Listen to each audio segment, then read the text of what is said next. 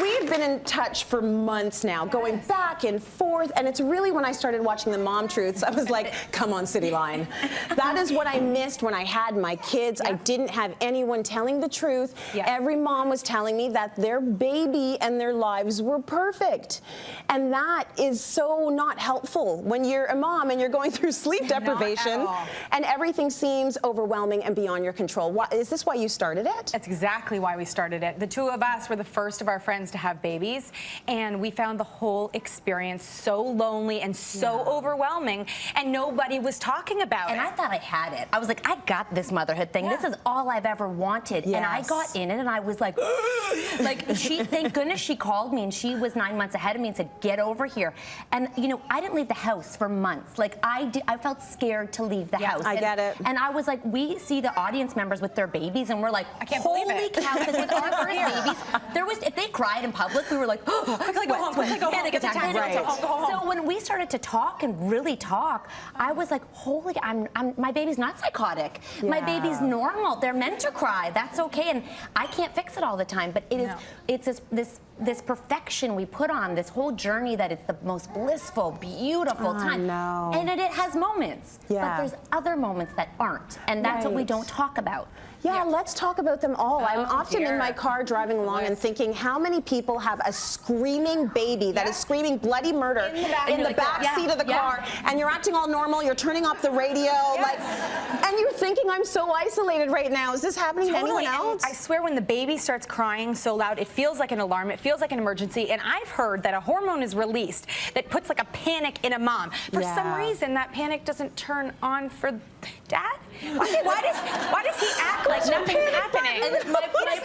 My poor mom was trying to get my baby ready last night because we had our show and she was crying, and I was like, move out of the way. You know, I felt kind of bad because a crying baby in your head is just, it is overwhelming, and it's like you can't focus on anything else. And then we add other kids into the mix, and it's this whole journey that we're constantly, I was just saying to Natalie, yesterday I felt like I had it. I was like, wow, I finally have this. I felt I'd finally arrived at a moment where everything was calm. One of my children at that time. So I had 4 babies, 3 in the bath, 1 downstairs, and then I walked downstairs and everything, you know, the one just took me down. And I was like, I don't have it. You know, so it's we constantly are looking to get there, and I don't think we ever get there. And social media is so deprecating in so many ways that everyone, you know, we see these beautiful pictures and everything's pristine and perfect, and you look around, you're like, oh, I'm failing. But I'm not doing okay. We found as soon as you start connecting with other moms and talking about these truths, you feel a weight lift off your shoulder knowing that you're not the only one, because we're all going through the same thing. Absolutely. And when you open it up, you open a conversation, and that's why we found such a great community through social media and Instagram,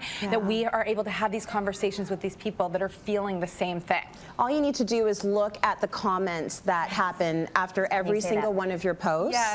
And every single comment is, thank you. I needed this today. I was feeling alone. I just needed to know someone else was going through this. I can't overstate how important it is.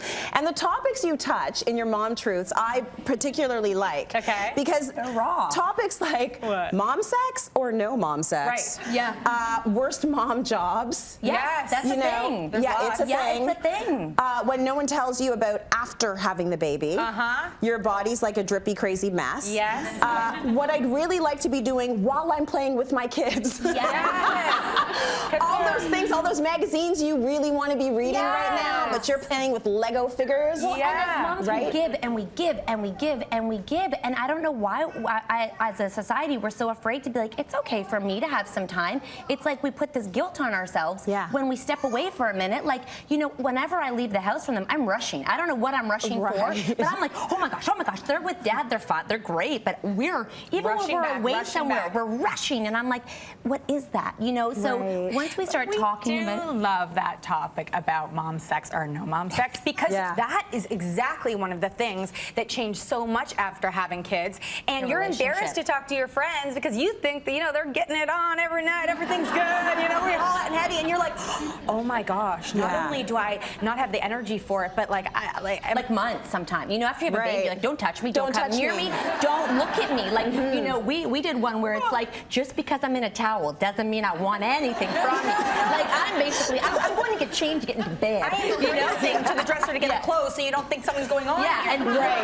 if you hold my hand, no, this is no touching zone. Right.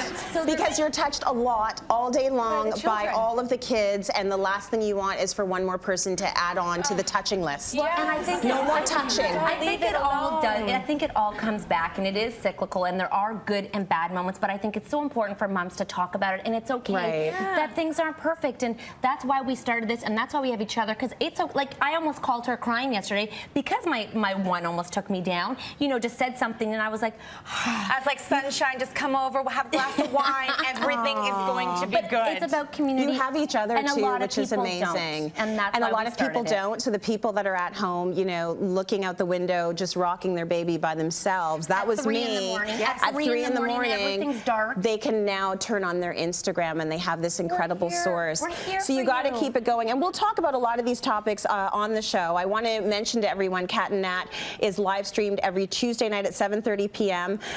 Through www.socialcommon.ca and Facebook and YouTube. And there's bowls of candies there. And wine. So then there's lots of wine. Yeah, any kind you want. And it's a lot of fun. So we did the show, and that was live. It was live on March 1st. Yeah. And it was so much fun. Well, you are so much fun.